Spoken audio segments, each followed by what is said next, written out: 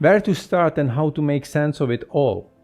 The path of yoga, at its core, is a journey of individuation, a process of becoming whole. It's not merely about physical postures or calming the mind, but a gradual and systematic approach to creating harmony across all levels of existence. We begin with the body, as it forms our foundation, by caring for it, strengthening it, and relieving physical tensions. We create a stable base that supports our energy and vitality. This is essential to move forward, but yoga goes far deeper than the physical. It guides us toward mental clarity and emotional balance.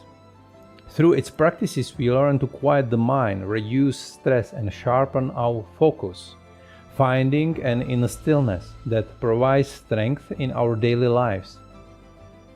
Ultimately, yoga leads us to the most profound aspect of our being, discovering our life's purpose and unique gifts.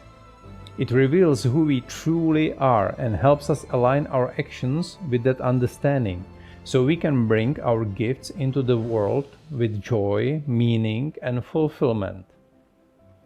This journey isn't about quick fixes, but about building a deeper and lasting harmony, body, mind, and spirit working in unison. It's a transformative process that allows us to live fully and authentically, grounded in balance and connected to the essence of life.